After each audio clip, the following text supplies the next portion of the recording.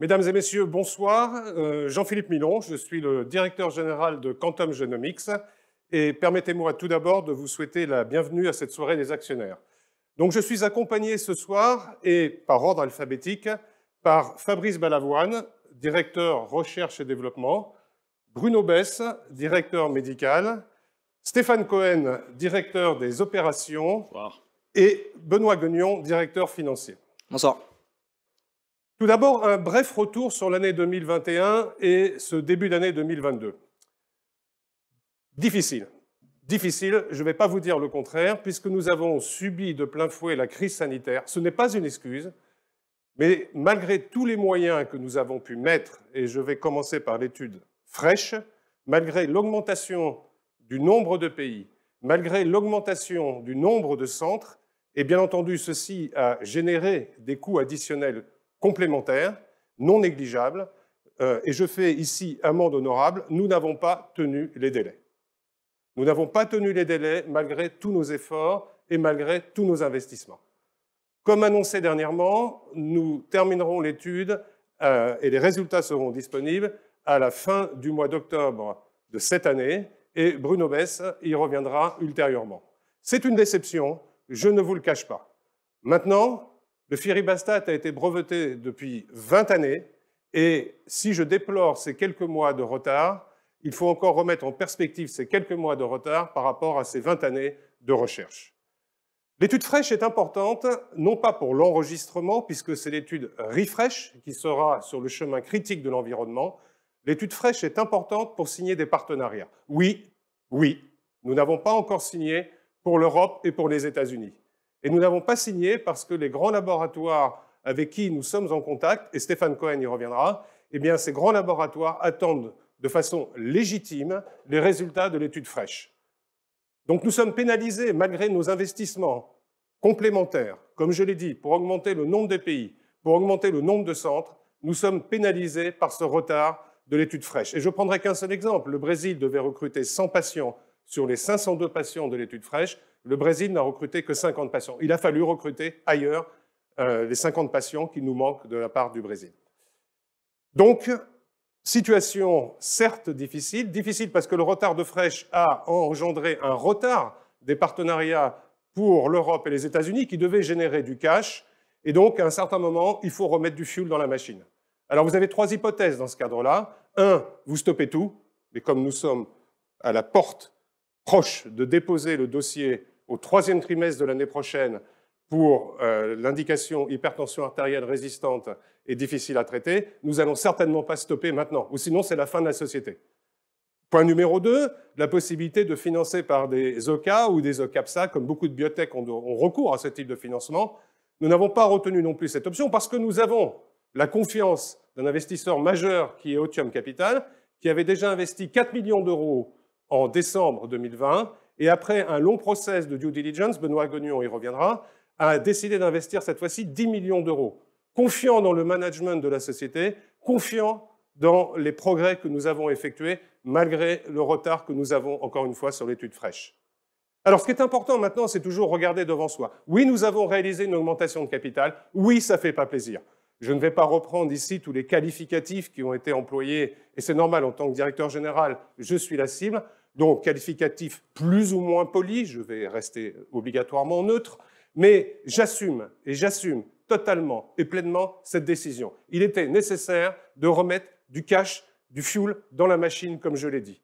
Nous avons maintenant des moyens disponibles pour mener à bien nos projets, et je sais encore une fois, et je me répète volontairement, ça ne fait pas plaisir, la dilution ne fait pas plaisir, mais c'est indispensable pour finaliser l'ensemble de nos projets à la porte de la commercialisation. Alors maintenant, c'est l'étude refresh qui est importante. L'étude refresh, nous allons ouvrir 120 centres. 120 centres, ça coûte énormément d'argent aussi. Nous tenons et nous voulons tenir et tout mettre en œuvre pour tenir les délais, c'est-à-dire déposer le dossier au troisième trimestre de l'année prochaine aux États-Unis. Et encore une fois, je me répète, c'est cette étude qui est déterminante pour l'enregistrement. En 2021 aussi, nous avons présenté des résultats positifs au mois d'août de l'étude Quorum. Bruno Besse y reviendra également. Ces résultats positifs, nous sommes à l'heure actuelle en discussion encore, toujours, ça prend parfois plus de temps, avec la FDA. Voilà. Notre objectif n'a pas changé. Notre objectif est la mise sur le marché du Firibastat dans l'indication, d'abord dans l'indication hypertension artérielle difficile à traiter et résistante. Et pour réussir ceci, il faut du cash, nous en avons. Il faut également des compétences. Donc nous avons recruté Stéphane Cohen qui se présentera à vous en tant que directeur des opérations. Nous avons également recruté une nouvelle personne qui va nous rejoindre, responsable des affaires réglementaires, et Fabrice Balavoine vous fera une annonce dans les jours à venir sur le profil de cette personne. Donc nous sommes en ordre de marche. Nous sommes en ordre de marche pour réussir le lancement du Firibastat et pour récompenser tous celles et ceux qui nous font confiance malgré les aléas que nous avons pu rencontrer. Un point important également, c'est que nous évoluons dans un domaine qui est le domaine des biotechnologies. C'est un domaine qui a été chahuté en 2021 et qui est très fortement chahuté depuis le début d'année 2022. Et pour nous éclairer encore plus sur ce marché, nous avons fait appel à Sacha Pouget. Sacha, si vous voulez bien me rejoindre, s'il vous plaît. De telle façon, vous donnez l'état des lieux du marché. Sacha. Merci Jean-Philippe, bonjour à tous. Donc effectivement, pour recontextualiser un petit peu l'environnement boursier sur les biotech, je vais aborder deux points cruciaux, à savoir le premier, les financements, et aussi un autre point d'enjeu éminemment important, le développement des sociétés biotech et leurs programmes en cours de développement. Alors comme vous le savez, nous sommes actuellement dans un contexte boursier qui est assez anxiogène, avec beaucoup de retours de volatilité, mais également une aversion au risque qui est revenue. On s'en rend compte de manière globale, notamment sur les petites et moyennes valeurs au-delà des biotech. Et comme vous le savez, les sociétés biotech ont besoin de financement car elles s'inscrivent dans des développements longs et coûteux. Et lorsqu'on regarde un petit peu en chiffres ce qu'on a pu constater depuis le début de l'année, on observe 164 millions d'euros qui ont été levés en 2022, à fin avril, contre une moyenne, entre 2015 et 2021, une moyenne de 357 millions d'euros. Donc on voit une véritable tension, une baisse de 55% par rapport à la moyenne constatée les années précédentes, et ce qui est matérialisé aussi par le deuxième graphique, à savoir le fait que 2022 est quand même la deuxième plus mauvaise année depuis 2015 en termes de levée et de financement des biotech françaises. Alors, lorsqu'on part plus en détail sur le deuxième tableau, on constate qu'il y a eu 12 opérations depuis le début de l'année, une seule augmentation de capital avant celle de Quantum Genomics, à savoir Onxeo, qui avait levé 8 millions d'euros sous forme d'augmentation de capital. Quantum a donc su lever deux fois plus, et on constate donc au final une grande prudence de la part des investisseurs, avec des cours qui ont perdu en moyenne depuis le début de l'année, il faut le rappeler, 33% sur l'ensemble des 35 biotech françaises. Il y a malheureusement, et on ne peut que le déplorer, une seule augmentation cette année, à savoir Acticor, qui a pu augmenter de 65% son cours de bourse suite à des résultats positifs de phase 2 dans le Covid. Donc, je l'ai dit, il y a une tension sur les financements à l'heure actuelle sur les biotech françaises, et lorsqu'on va encore plus en granularité, on se rend compte, c'est le camembert qui est sur la slide tout à droite, on se rend compte que nous sommes sur des financements à grande majorité alternatifs, puisqu'ils représentent 76% des refinancements des biotech françaises cette année, c'est du jamais vu. Et on a vu, fait nouveau, apparaître des cessions d'actifs, notamment du côté d'Adocia, mais également du côté d'Erytech, qui a levé 40 millions d'euros, qui a vendu pour 40 millions d'euros, son site de fabrication aux États-Unis, et Adocia qui a vendu son siège social. Donc c'est du jamais vu.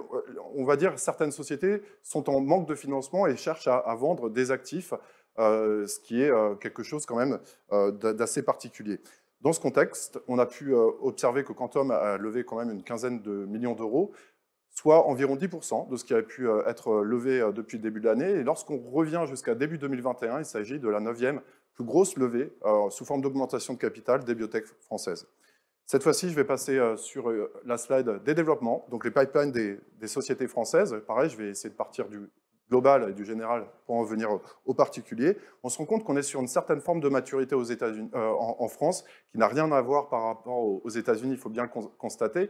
On se trouve dans une maturité à l'âge de l'adolescence, on pourrait dire. Peut-être qu'on arrivera à un vrai stade de maturité dans 10 ans, et pour rejoindre les États-Unis, à notre place évidemment. Mais lorsqu'on regarde vraiment plus en détail les chiffres, eh bien, on se rend compte que le late stage, à savoir les sociétés qui sont en phase 3 ou alors qui ont une approbation de mise sur une autorisation de mise sur le marché, une AMM, eh bien, cela représente très peu de sociétés. On a seulement 7 AMM qui ont été autorisées sur les biotech françaises. Et puis, on a en phase 3 eh bien, très peu de sociétés aussi qui sont à ce stade de développement. Donc, à l'heure actuelle, nous avons 206 programmes qui sont menés au global par les biotech françaises, 206 études cliniques, de la phase préclinique jusqu'à l'autorisation de mise sur le marché. Et on constate également que 111, soit environ la moitié, concernent des sociétés qui sont en early stage, à savoir les sociétés qui sont en préclinique ou alors qui sont en phase 1. Donc, ce sont des stades très précoces pour une grande majorité de nos biotech. Cette fois-ci, lorsqu'on va passer plus en granularité sur le camembert du milieu, donc le graphique du milieu, eh bien, on constate que les programmes cliniques qui sont en phase 3 représentent seulement 18% de l'ensemble des programmes qui sont menés par les biotech françaises à l'heure actuelle. Donc c'est très peu. Il y a au final une quinzaine de sociétés en tout qui sont parvenues à ce stade au moment où nous en parlons. Et pour finir sur justement sur cette phase de maturité qui est juste avant la porte d'entrée sur le marché, à savoir les phases 3, on s'aperçoit que AB Science représente 20% de l'ensemble des phases 3 qui sont menées à l'heure actuelle. La société a 5 programmes cliniques en phase 3. Et derrière, on a toute une petite myriade de sociétés qui sont en phase 2 ou en phase 3. Et on constate surtout que seulement 6 sociétés biotech sont en ce moment avec 2 programmes de phase 3, donc DBV, Gensight, Inat Pharma, Nicox, Valneva également, et Quantum Genomics. Donc on regarde, lorsqu'on voit cela, eh bien, on peut s'apercevoir que finalement, Quantum Genomics est rentré dans un club très fermé, celui des sociétés qui a su mener des programmes en phase de maturité et en phase très avancée. Merci Sacha. Effectivement, Quantum Genomics fait partie de ce club très fermé. Des programmes d'études de phase 3, déjà 7 partenariats signés, certes pas encore les États-Unis et l'Europe, j'en ai parlé tout à l'heure, mais nous faisons bel et bien partie de ce club. Alors, sans plus tarder, et pour entrer dans le vif du sujet, un sujet qui fâche, comme je l'ai dit tout à l'heure, je cède la parole à Benoît Guignon, directeur financier. Philippe, bonsoir à toutes et à tous. Donc, l'objet principal de la réunion, un des objets est de revenir sur l'opération financière de cette semaine. Bon, on l'a expliqué en introduction, pourquoi cette opération a été réalisée, dans quel contexte. Il faut savoir que le premier objectif de cette opération, important de le rappeler, est de poursuivre notre développement actuel. Poursuivre nos développements actuels de phase 3 dans l'indication hypertension avec 2 études. L'étude Fresh, dont les résultats seront donnés fin octobre, et l'étude Refresh, encore une fois, qui est l'étude clé pour le dépôt du dossier d'enregistrement. On l'a rappelé, on a pris la crise sanitaire de plein fouet avec une stratégie qui a été la nôtre, d'ouvrir de nouveaux pays, d'ouvrir de nouveaux centres afin de dynamiser le recrutement et faire en sorte que le retard de l'étude Fresh soit le moins long possible. Cette stratégie, forcément, a un coût et aujourd'hui, on peut dire que l'opération financière de cette semaine intervient plus tôt que prévu initialement. Le second volet, vous le savez, Quantum Genomics développe depuis sa création des médicaments first in class et des produits backup dans le cardiovasculaire, dans l'hypertension, dans l'insuffisance cardiaque. Nous souhaitons aujourd'hui, parce qu'il y a un rationnel scientifique fort, avoir des premiers développements, on peut dire au stade préclinique ou early stage, dans d'autres indications, notamment en oncologie. Et Fabrice Balavoine pourra élaborer plus sur ce sujet. Pour venir à l'opération financière de cette semaine, réaliser un cours de 2,44 €, soit 15% de décote sur le cours de la veille. Nous avons réussi à lever 17,5 millions d'euros au total. Je pense que Sacha l'a rappelé, le contexte est globalement très compliqué pour mener des opérations financières, que ce soit contexte macroéconomique, que ce soit contexte sanitaire ou vis-à-vis des investisseurs. Donc on peut aujourd'hui que se féliciter de pouvoir pérenniser la société et continuer nos développements. Encore une fois, le succès de la société, que ce soit son succès clinique ou que ce soit son succès vis-à-vis des partenariats, passera par les essais cliniques. Donc aujourd'hui, oui, on continuera nos essais cliniques, oui, on pourra être en mesure de donner les résultats de l'étude Fresh. Dans le détail, cette opération a été structurée en 2 opérations. Une première réservé à des investisseurs habitués au secteur de la pharma, dont notamment Otium Capital, qui a investi 10 millions d'euros. Otium Capital, à ce titre, devient le premier actionnaire de la société avec 14,4% du capital. D'autres investisseurs français et internationaux. Il y a eu des investisseurs anglais, il y a eu des investisseurs italiens qui ont rejoint l'opération, ont investi et sont devenus actionnaires. Une deuxième opération dans l'opération, on l'attendait aussi, l'investissement de Jules Farr, qui est notre partenaire industriel pour la région MENA. Il était convenu avec Jules Farr, lors de la signature du contrat de licence, un investissement de 2 millions de dollars en equity dans la société. C'est désormais chose faite, avec une détention du capital à ce jour de 2,2%. Point fondamental, la situation de trésorerie de la société post-opération, qui est aujourd'hui de 23,6 millions. Donc, qu'est-ce que ça signifie pour nous? Ça signifie une visibilité financière jusqu'au deuxième trimestre de l'année prochaine, donc bien après les résultats de l'étude fraîche. Cette position de trésorerie, alors, de bonnes nouvelles, ne tient pas compte de 2 milestones qui ont été atteints très récemment. Le premier milestone en Corée du Sud avec le recrutement du premier patient dans l'étude Refresh. À ce titre, une facturation a été émise d'1 million de dollars. Et très récemment, pour ne pas dire dans les heures qui ont précédé cette réunion, l'atteinte du main milestone à Taïwan avec également à la clé une facture d'1 million de dollars. Un point sur Otium Capital, il est quand même important de vous présenter cet actionnaire que vous connaissez, mais qui devient aujourd'hui un actionnaire de poids, un actionnaire de référence pour nous dans cette dernière ligne droite vers la mise sur le marché. Donc, family office de l'entrepreneur Pierre-Édouard Stérin qui a créé le groupe Smartbox il y a plusieurs années. Très connu aussi pour avoir de nombreuses success stories à son actif. On peut penser à Payfit ou à Hawkins dans le secteur de la santé qui est devenu une licorne. Otium Capital, c'est à peu près 1 milliard d'euros d'actifs sous gestion. Donc c'est un family office de taille très conséquente. Et comme je le disais, un family office qui a l'habitude de prise de position dans le secteur de la santé. On peut penser notamment dernièrement à Carmat.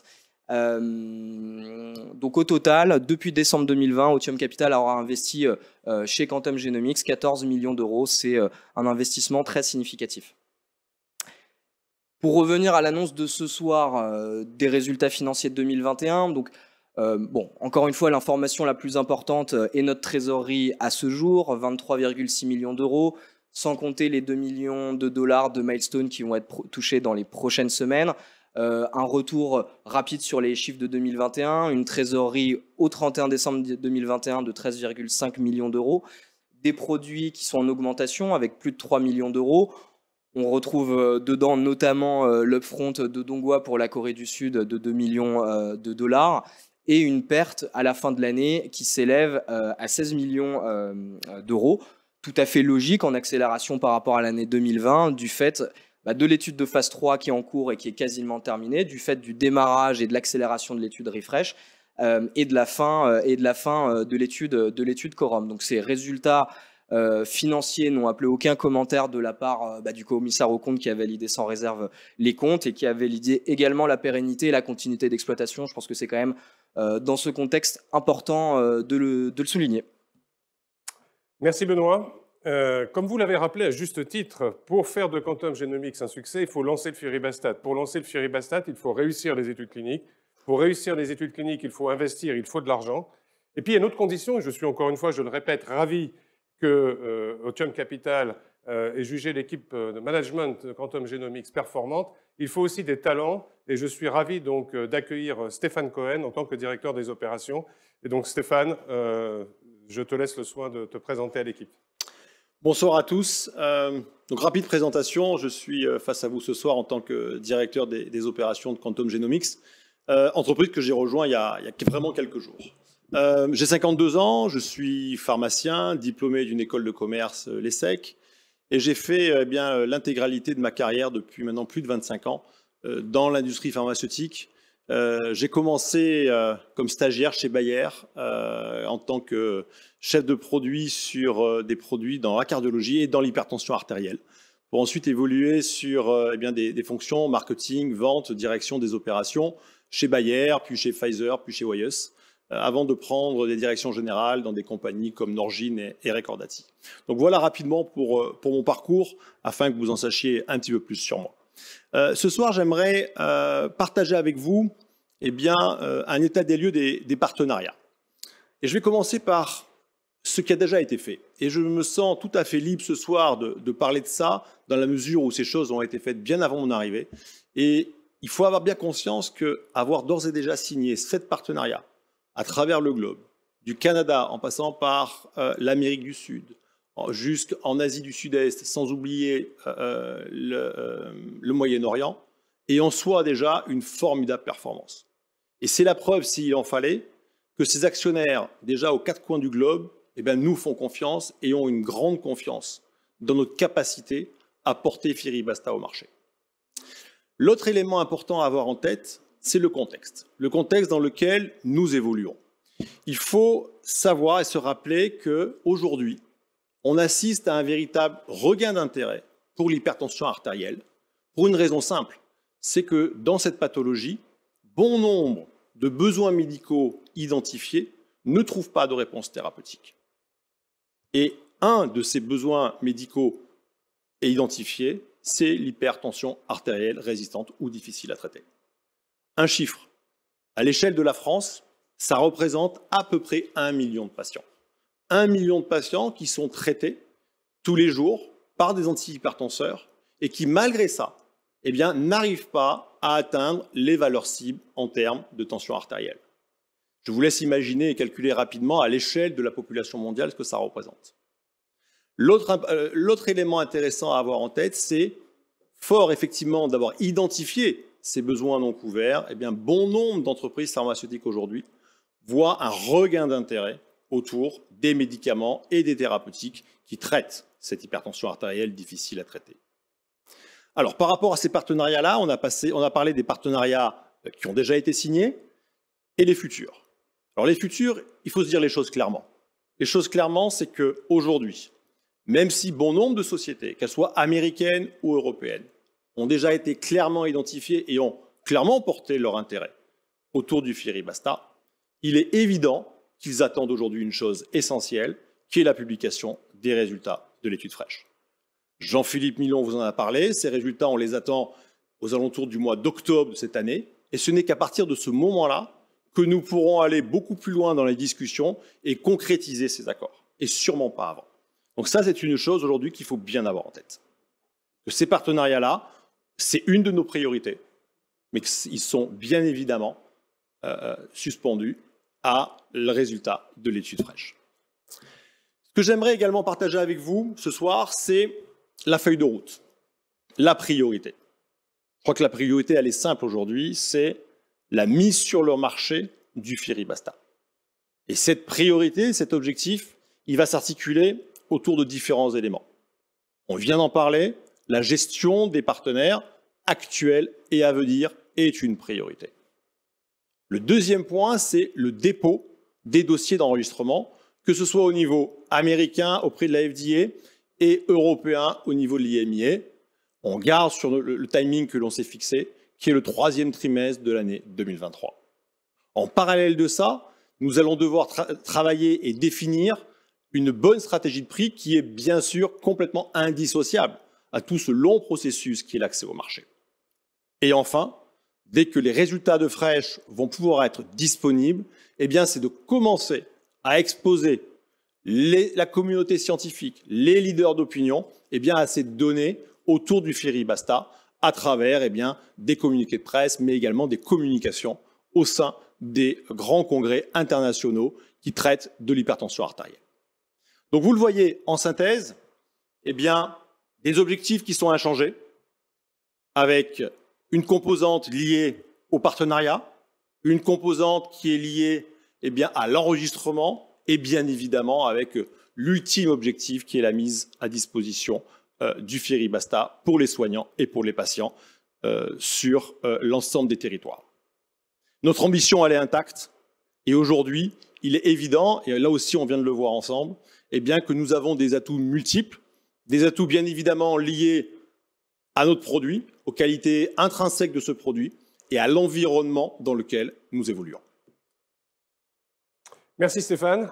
Encore une fois, bienvenue chez Quantum Genomics. Je suis convaincu que ton expérience professionnelle sera déterminante pour faire de Firibasta un vrai succès commercial.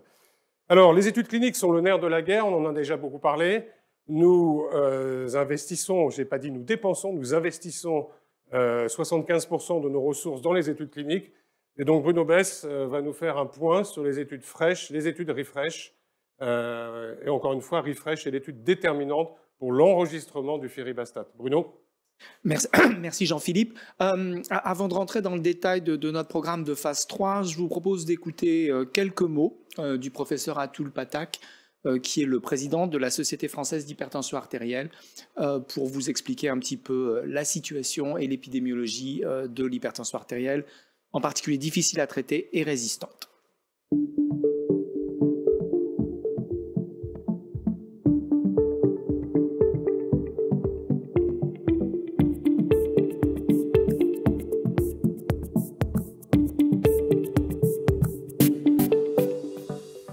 L'hypertension artérielle est une maladie très prévalente, hein, vous le savez, c'est le premier facteur de risque, c'est la première cause de mortalité des maladies qu'on appelle non infectieuses.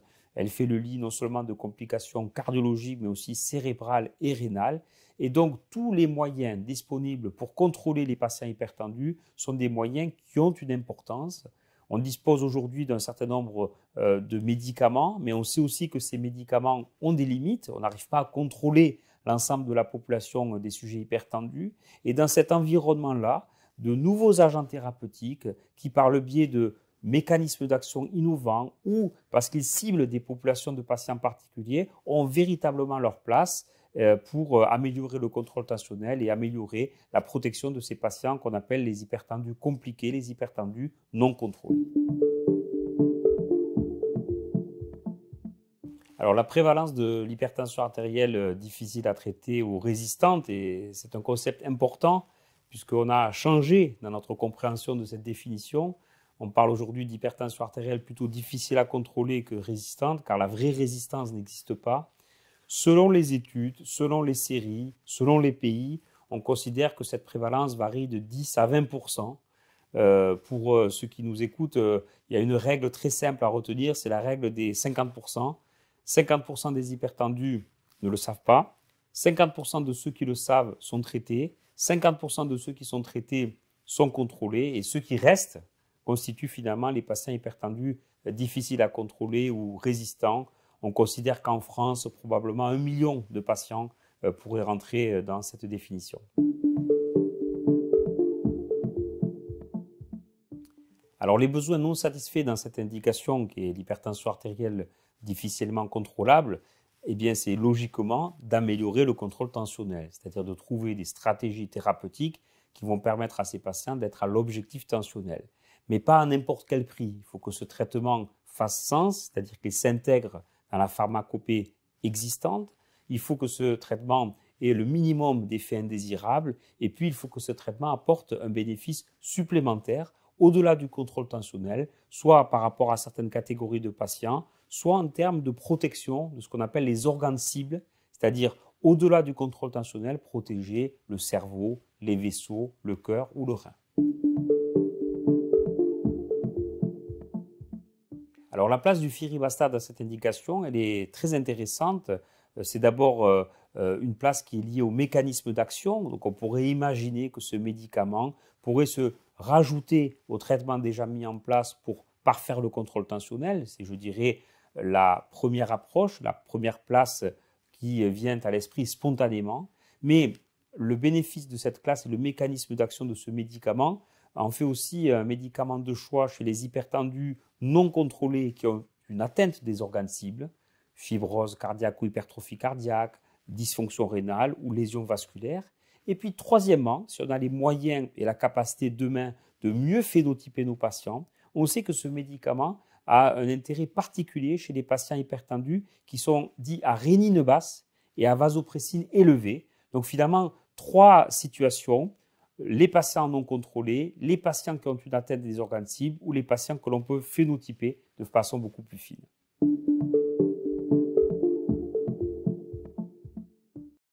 Bien, où en sommes-nous dans notre programme de phase 3 ? Comme vous le savez déjà, le programme de phase 3 dans l'hypertension artérielle difficile à traiter et résistante est composé de 2 études. l'étude FRESH, qui est une étude d'efficacité de Firibastat en 2 prises par jour, et l'étude REFRESH, qui est une étude d'efficacité de la forme 1 fois par jour de Firibastat et une étude de tolérance à long terme.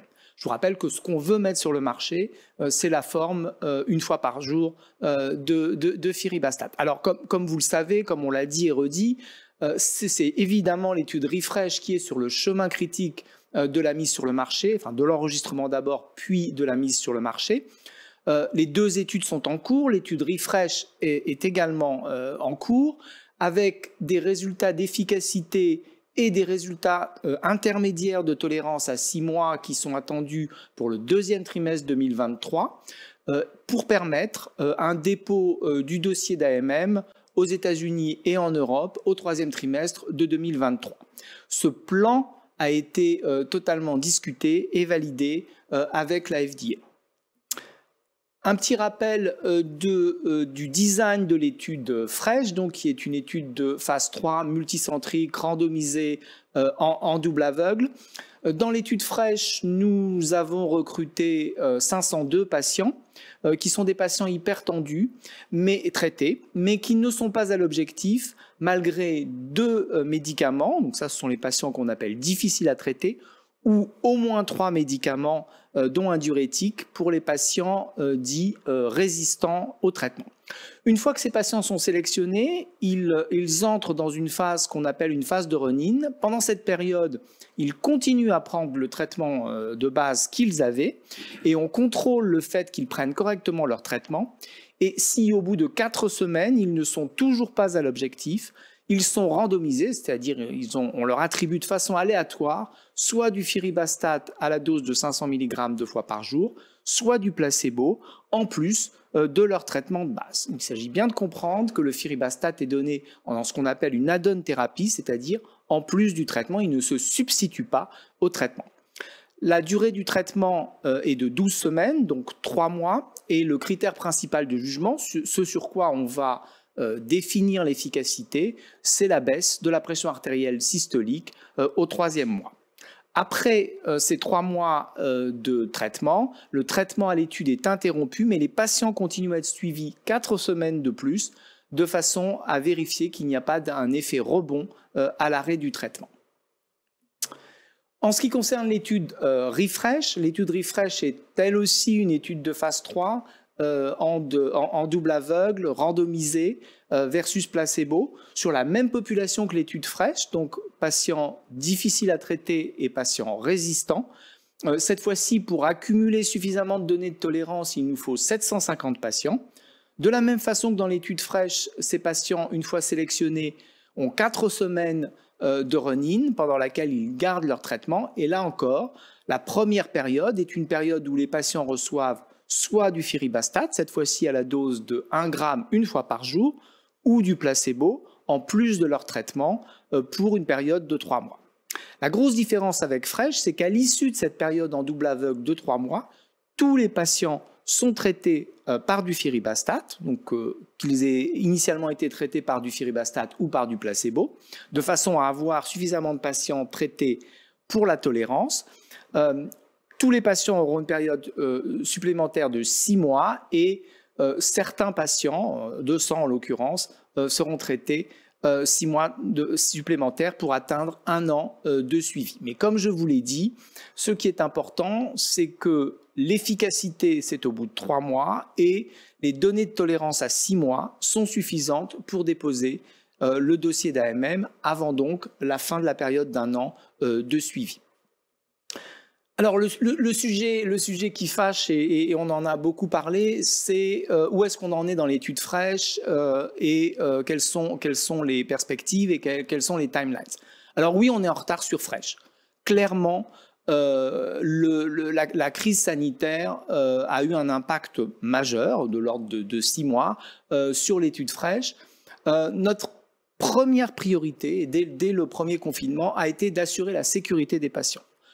Il n'était hors de question que les patients puissent prendre un risque quelconque en se présentant de notre fait dans les hôpitaux alors qu'on était en pleine crise sanitaire Donc nous avons mis en place des systèmes pour leur envoyer à domicile les traitements pour pouvoir éventuellement faire des évaluations à domicile quand c'était possible. Notre deuxième priorité a été d'essayer de gagner du temps, ou plus exactement de perdre le moins de temps possible. Et pour recruter plus vite des patients, il n'y a pas 50 solutions. Certains pays, dont le Brésil, évoqué tout à l'heure par Jean-Philippe Milon, ont débuté l'étude extrêmement tard, les autorités, du fait de la situation sanitaire, n'autorisant pas de nouvelles études, et le Brésil devait représenter 20% des patients, 100 patients dans l'étude fraîche, mais également dans certains pays d'Europe de l'Est, qui sont des très bons recruteurs dans les études cliniques, il était interdit de se déplacer sur les centres pour ouvrir de nouveaux centres. Donc, on a mis en place toute une stratégie pour augmenter le nombre de pays, augmenter le nombre de centres dans les pays déjà existants. Ça prend du temps parce qu'il faut des autorisations réglementaires pour des nouveaux pays. Et grâce à ça, certes, nous sommes en retard, mais nous avons pu limiter le retard. Alors, je vous ai remis là le design pour bien comprendre où on en est. Je vais être clair, tous les patients de l'étude fraîche ont été à ce jour sélectionnés. Les derniers patients à être randomisés, donc après la période de run-in, vont l'être dans les tout prochains jours. Ça veut dire qu'aujourd'hui, les délais que je vous donne sont des délais qui sont des délais sûrs, puisque effectivement, il n'y a plus d'aléas liés au recrutement. Dernier patient randomisé dans les jours qui viennent, rappelez-vous, 3 mois, 12 semaines de période de traitement, plus 4 semaines de période de suivi après la fin du traitement. Ça veut dire que la dernière visite pour le dernier patient, c'est-à-dire la dernière donnée, sera disponible à la fin du mois d'août. Après ça, il faut évidemment traiter les données, les nettoyer, s'assurer qu'elles sont valides, il ne s'agit pas de mettre n'importe quoi, et puis de générer les résultats statistiques qui sont donc attendus, comme vous l'a dit Jean-Philippe, à la fin du mois d'octobre. Ce qui va nous permettre de pouvoir présenter les résultats au congrès de l'American Heart Association, qui est un des 3 principaux congrès de cardiologie, qui aura lieu à Chicago du 5 au 7 novembre 2022. Quelques mots sur l'étude Refresh, qui est en cours. À ce jour, 81 centres sont ouverts dans 17 pays, donc c'est une grosse machine. Vous voyez les pays ici sur la carte, l'Amérique avec le Brésil, les États-Unis et le Canada, l'Europe, une grosse dizaine de pays, mais aussi, du fait de nos partenariats en Asie, des centres en Corée du Sud et à Taïwan. 81 centres, nous avons décidé, pour être sûr de tenir les délais et ne prendre aucun risque, d'investir et d'augmenter le nombre de centres dans l'étude Refresh jusqu'à 120, 119 exactement, nouveaux centres, nouveaux hôpitaux, dans de nouveaux pays ou dans les pays existants. Et parmi ces centres, nous avons aussi décidé que les bons recruteurs, les centres qui avaient bien travaillé dans l'étude fraîche qui se termine, vont basculer dans l'étude Refresh. Et ces centres-là, on les connaît, on sait qu'ils recrutent bien et qu'ils travaillent correctement. Je pense que c'était ma dernière diapo. Je voulais dire quand même un petit mot du programme d'insuffisance cardiaque. Comme vous le savez, nous avons présenté nos résultats de phase 2 de l'étude Quorum cet été. Nous sommes en train de finaliser la publication, c'est important, et nous allons la soumettre dans les jours qui viennent à un très grand journal, en espérant qu'elle sera publiée dans ce journal ou dans un journal équivalent. Mais bien entendu, en parallèle, nous travaillons sur le programme de phase 3. Programme de phase 3 qui doit être designé et discuté avec la FDA, de façon à ne pas avoir de mauvaises surprises. Il faut vraiment travailler main dans la main avec eux. C'est ce que nous sommes en train de faire. Et nous devrions prochainement, dans les mois qui viennent, avoir finalisé ce programme de phase 3. Et je vous rappelle que quand on parle de phase 3 dans le domaine de l'insuffisance cardiaque ou du post-infarctus, on parle d'études qui sont des études dites d'outcome, de mortalité, hein, on compte les morts et les malades, et que ce sont donc des études qui sont très longues, parce qu'il y a effectivement, heureusement pour les patients, peu d'événements, et qui nécessite plusieurs milliers de patients et des durées de suivi de plusieurs années. Donc l'ampleur de ce programme ne peut pas être supportée par Quantum tout seul, et nous avons toujours dit et répété à chaque fois que nous n'envisagerions de développer l'insuffisance cardiaque en phase 3 qu'avec un partenaire industriel ou financier. Et c'est vrai que beaucoup de dossiers, notamment des vaccins, ont été déposés au niveau de la FDA, et c'est vrai aussi qu'on a eu un petit peu de retard dans l'analyse de notre dossier pour l'insuffisance cardiaque, ce que Bruno Besse vient d'expliquer. Donc, nous avons fait le point sur la suite du développement dans l'insuffisance cardiaque. Nous avons fait le point également sur l'étude FRESH. Donc, résultat fin octobre et présentation au congrès de l'American Heart à Chicago début novembre. Nous avons fait le point sur l'étude REFRESH, encore une fois, qui est déterminante pour l'enregistrement du Firibastat. Et nous allons maintenant parler avec Fabrice Balavoine des perspectives de Quantum Genomics, aussi bien pour les associations fixes que pour de nouvelles indications. Fabrice ? Oui, tout à fait. Donc, merci. Bonsoir à toutes et à tous. Il nous était apparu important, aussi en toute transparence, toujours notre volonté d'être très transparent, de vous présenter un peu les perspectives des programmes R&D qu'on construit pour l'avenir. Des travaux, en plus des travaux évidemment que l'on mène pour supporter les essais cliniques, FRESH, REFRESH, et tout ce qui va être le travail en amont de l'enregistrement et de la future commercialisation du Firibastat, donc qui nous amène à industrialiser, je n'en reviendrai pas là-dessus aujourd'hui, industrialiser les productions tant du principe actif que des futurs comprimés qui seront commercialisés. L'idée de ce soir était de vous présenter les axes prioritaires et d'être à nouveau très transparent notre programme R&D que l'on a défini pour essayer d'élargir, diversifier notre portefeuille, toujours dans un souci de création de valeur. Donc on a défini un plan très clair, une feuille de route très claire, construite autour de 2 axes. Premier, c'est la poursuite des développements d'associations fixes du Firibastat avec d'autres médicaments anti-hypertenseurs. C'est vraiment l'idée d'appuyer, créer une gamme de produits en plus de la monothérapie, une stratégie qui vient de créer une gamme du Firibastat avec d'autres agents antihypertenseurs. Alors, il y a multitude de possibilités. Si vous prenez l'ensemble des classes thérapeutiques, il y a 5 grandes classes thérapeutiques. Au sein de chaque classe, il y a des multitudes de possibilités. L'idée ce soir, c'est de vous montrer nos priorités, notre programme, que vous ayez vraiment les idées très claires, vous allez savoir ce que l'on fait, ce que l'on vise et ce pourquoi on le fait. Le deuxième axe, c'est, après avoir cette focalisé sur l'hypertension, l'insuffisance cardiaque, et ce parce qu'on avait un rationnel fort construit sur les résultats de recherche des équipes INSERM et CNRS, c'est d'ouvrir le potentiel de l'inhibition de l'aminopeptidase A à d'autres indications thérapeutiques. Là encore, dans les diapositives que je vais vous montrer, il ne s'agit pas de se diversifier, de s'éparpiller, c'est d'avoir un programme clair, bien présenté, bien construit, qui est toujours dans un souci de création de valeur. Donc si je commence par les combinaisons, notre choix se porte sur une trithérapie. Ça s'inscrit dans la toute logique du design de FRESH, REFRESH. La population, je vous rappelle, est une population hypertendue, non contrôlée en dépit d'au moins 2 classes, donc soit 2 classes, voire 3, voire même parfois plus. Donc une trithérapie s'inscrit très logiquement dans la continuité des résultats positifs de FRESH et de REFRESH que l'on attend. Quelle est cette trithérapie? C'est clair, je vous la présente ici. Ça sera Firibastat, enalapril, hydrochlorothiazide, DHCTZ. Pourquoi? Comment ce choix se justifie?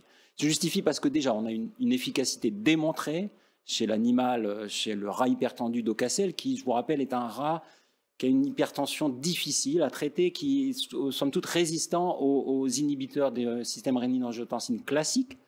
Et nous avons montré, publié, que le Firibastat, quand il est ajouté à une bithérapie qui comprend enalapril, hydrochlorothiazide, on induit une plus grande baisse de pression artérielle chez l'animal. On normalise la pression artérielle. Le deuxième argument, c'est que cette trithérapie, ces combinaisons fixes sont certes reconnues et recommandées par l'ensemble des sociétés d'hypertension pour le traitement désormais de l'hypertension artérielle, mais chez les patients dits à haut risque cardiovasculaire, on recommande une trithérapie. On recommande une trithérapie. Pourquoi? Parce que ça facilite l'observance et ça finalement améliore le contrôle tensionnel. Troisième argument, on a breveté récemment cette trithérapie. Ça nous apporte donc une protection large, et ce jusqu'au moins 2041 dans le monde entier. Donc on a un vrai relais de valeur, et vrai relais de pénétration du marché qu'on aura mis avec la monothérapie. Enfin, et c'est non des moindres, c'est une stratégie qui s'insère très clairement dans les stratégies commerciales des laboratoires pharmaceutiques. Je vais vous montrer ici deux exemples. Les laboratoires Merck, à l'origine, ont lancé l'enalapril sous la marque Renitec. Très vite, ils ont lancé le Corenitec, enalapril HCTZ. Novartis, très gros acteur dans le domaine cardiovasculaire, Valsartan sous la marque Tareg, Cotareg, puis Exforge, à nouveau une bithérapie, voire une trithérapie, Exforge HCT, Valsartan, amlodipine, HCTZ. Donc c'est vraiment une logique du marché, une logique des stratégies des laboratoires pharmaceutiques, et donc ça renforcera l'attrait de notre produit, de notre gamme pour les laboratoires pharmaceutiques. Si vous êtes vous avez suivi le discours, on est dans la logique même du Renitec, du Corenitec, qui a été développé par Merck et qui est aujourd'hui développé par d'autres génériqueurs. Quel est le plan d'action, où on en est, qu'est-ce qu'il reste à faire? Le plan d'action, ça consiste à, finalement, voilà, aujourd'hui on a déjà validé la compatibilité des trois produits. Il s'agit maintenant désormais de construire et de développer et de fabriquer le premier prototype de comprimé. Donc pour arriver finalement à un produit, un comprimé pilote, un premier lot pilote qui va nous permettre, à l'horizon 2023, donc je vais être clair, hein, c'est pas la semaine prochaine, à l'horizon 2023 de déposer une demande d'essai clinique pour finalement faire quoi au cours de 2023 et dans la foulée de la finalisation de l'essai Refresh, avoir une étude de bioéquivalence qui permettra d'enregistrer cette trithérapie, puisque l'idée étant de montrer la bioéquivalence, donc l'exposition des sujets aux trois produits, qu'ils soient pris soit séparément, soit sous la forme d'un comprimé unique, et donc valider qu'on peut appliquer les résultats positifs de l'adon-thérapie utilisée dans l'Institut de Refresh et Refresh à notre comprimé trithérapie. Deuxième axe, à nouveau pour être très clair, l'exploration de nouvelles indications. L'idée, là, comme je l'ai dit, c'est de valoriser notre plateforme d'inhibiteurs d'aminopeptidase au-delà des maladies cardiovasculaires. Jean-Philippe l'avait déjà un peu communiqué auparavant, avant cette réunion. Vous savez, et je l'ai déjà dit, nous disposons d'un portefeuille, d'un savoir-faire, d'une plateforme d'inhibiteurs d'aminopeptidase très puissant. Certains sont 100 fois plus puissants que le firibastad. Ces molécules ont été brevetées et quand on regarde, il y a désormais une littérature exhaustive, scientifique, qui souligne, indique, suggère un intérêt majeur et un potentiel majeur comme cible thérapeutique de l'aminopeptidase dans certaines pathologies, notamment des maladies neurodégénératives et en oncologie. Je vais montrer ici à titre d'exemple que l'aminopeptidase a été rapportée comme étant à l'origine, ou a contribué en tout cas à l'apparition de défauts cognitifs dans certains modèles de maladies d'Alzheimer chez la souris. Des exemples où l'aminopeptidase a été montrée comme impliquée dans le processus angiogénique et la croissance de tumeurs, hein, le développement de métastases. Donc là, on parle d'oncologie, de cancer, ou voire d'une caractérisation comme cible thérapeutique dans le traitement de certaines métastases et notamment le cancer colorectal. Alors là, également, un énorme potentiel. Mais toujours dans un souci de ne pas s'éparpiller, on va être très clair ce soir, nous avons choisi notre feuille de route de se concentrer sur tous nos efforts en R&D, en oncologie, et en ciblant en première intention des cancers dans lesquels l'aminopeptidase est fortement exprimée, donc fortement, qu'on peut imaginer une forte implication, cancer du rein, cancer du cerveau, cancer colorectal. Donc des trois types de cancers qui sont aujourd'hui avec des attentes majeures et un besoin médical important.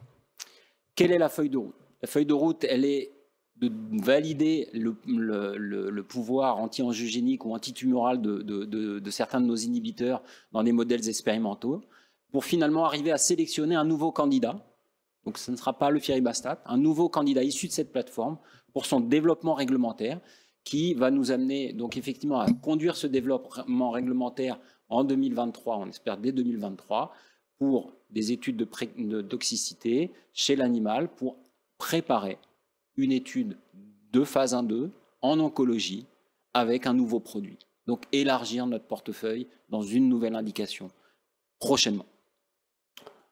En résumé, j'espère avoir été clair, précis, pour vous indiquer qu'on a une stratégie, une feuille de route claire, des investissements désormais forts du fruit de cette augmentation de capital.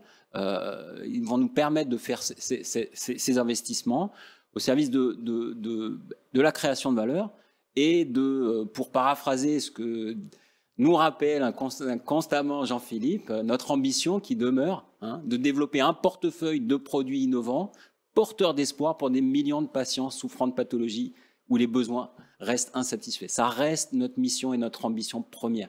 Aujourd'hui, il y a des patients qui attendent des nouveaux traitements, que ce soit dans l'hypertension artérielle difficile à traiter, mais en oncologie également. Et on a un savoir-faire, des capacités, une expertise, et on veut apporter cette réponse et cette solution thérapeutique à ces patients-là. Merci. Merci Fabrice.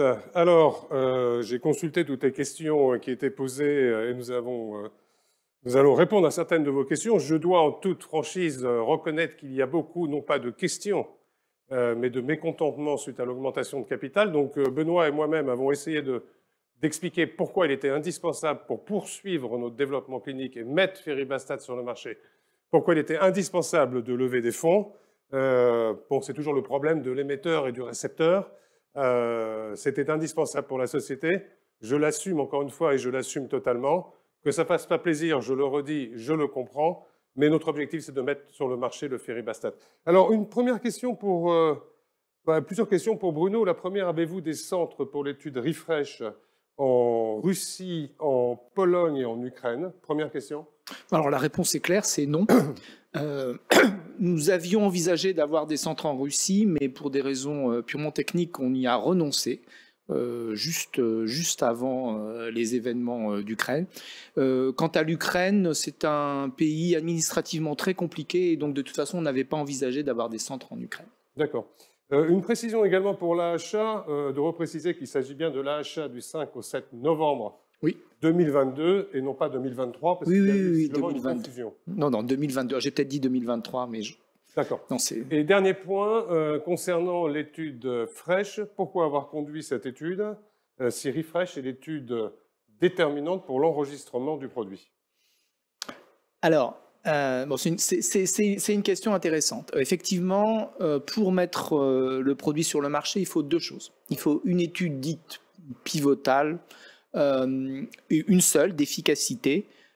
Et comme ce qu'on veut mettre sur le marché, finalement, c'est la forme une fois par jour, c'est l'étude Refresh. Mais il faut aussi générer suffisamment de données de tolérance chez un certain nombre de patients, de l'ordre de 1500 patients au total traités par Ferribastat, quelles que soient les doses et quelle que soit l'indication.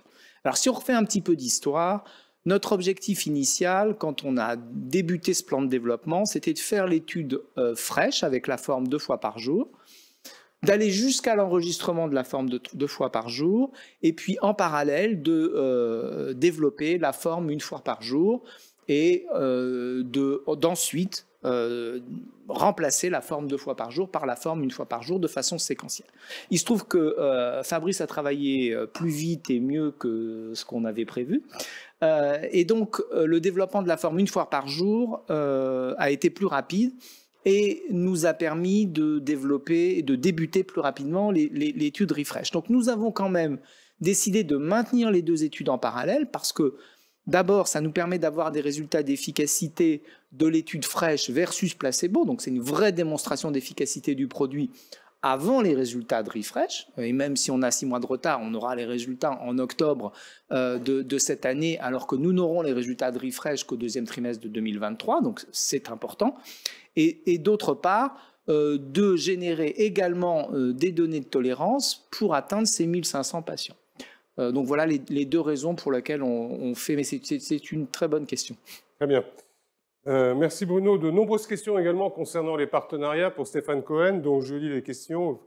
enfin notamment plusieurs affirmations. M. Milon a toujours été trop optimiste concernant les partenariats.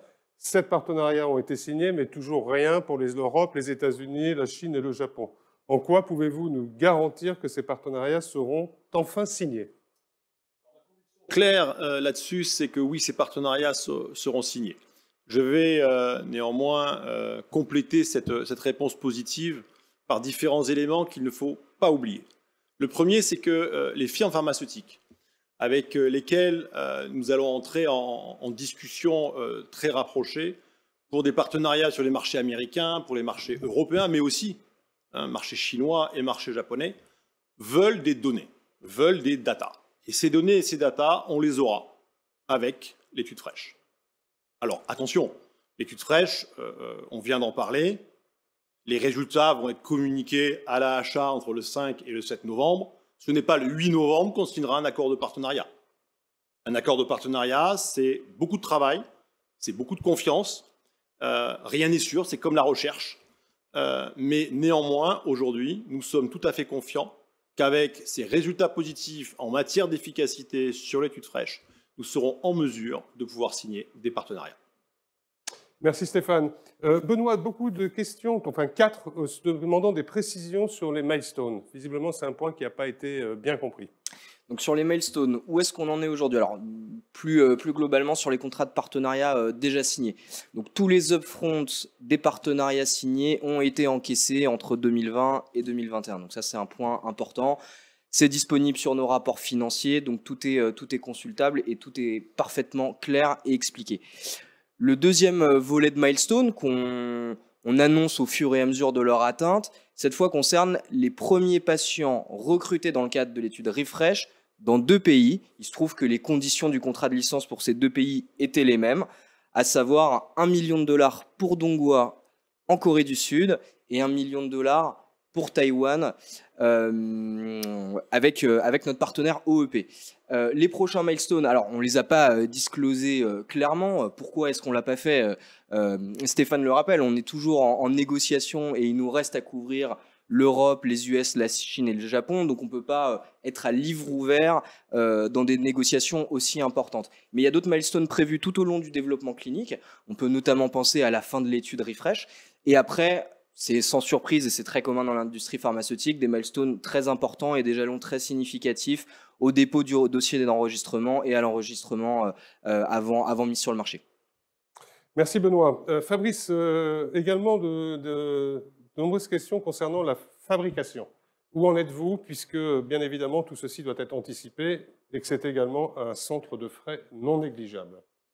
Alors oui, ça doit être anticipé parce qu'aujourd'hui on travaille, alors ce n'était pas l'objet de la présentation de ce soir, mais c'est un travail de fond qui consiste à industrialiser la fabrication. Alors non seulement je dirais pour la construction du dossier d'enregistrement, mais anticiper aussi l'agrément des centres producteurs. Or, on a aujourd'hui des partenariats avec des industriels qui ont un objectif de produire les comprimés de Firibastat pour leur territoire et leur marché. Jules Farre, pour ne citer que Jules Farre, qui est entré au capital de la société, a annoncé, c'est une information publique, qu'il sera producteur pour tout son marché. Donc il faut également que l'on travaille main dans la main avec certains de nos partenaires qui vont produire les comprimés de Firibastat pour leur marché. Donc ça veut dire quoi? Ça veut dire un travail de ce qu'on appelle technical transfer en anglais, de transfert technique, de savoir-faire et de production pour leur confier les productions et qu'ils en assurent la qualité. Ça veut le bon côté des choses, puisqu'on parle d'un énorme marché. Ça nous permet, avec d'ores et déjà plusieurs partenariats, de sécuriser l'ensemble de ce qu'on appelait la supply chain, l'alimentation, le sourcing, je ne trouve pas les mots en français, je suis désolé, donc la supply chain, qui est peut-être maintenant utilisée en français, la logistique, voilà, on me souffle, la logistique de l'approvisionnement des comprimés pour l'ensemble des marchés, puisqu'il est au regard de l'amplitude, de l'ampleur du marché, il faut qu'on ait différentes usines productrices des comprimés afin de ne pas avoir de rupture simplement des traitements dans telle et telle zone du monde. Très bien, merci Fabrice. Et enfin, une dernière question qui concerne le rachat des sociétés, puisque c'est effectivement un point que nous avions abordé. Alors, je pense qu'il faut être très clair. Au regard de la trésorerie, nous allons mettre tous nos moyens à disposition pour mettre Ferrybastat sur le marché. Donc, certes, nous continuons à regarder différents dossiers. Ça fait partie de la vie normale d'une entreprise de pouvoir aussi préparer son futur quand le Ferrybastat sera sur le marché et générera des ventes, donc générera des profits. Mais pour le moment, nous avons décidé de consacrer toutes nos ressources financières au développement du Ferrybastat. Voilà, écoutez, nous arrivons à la fin de la soirée. Au nom de l'équipe Quantum Genomics, je vous remercie pour votre participation et nous vous donnons rendez-vous au plus tard, certainement avant, pour les résultats de l'étude fraîche. Bonne soirée et merci.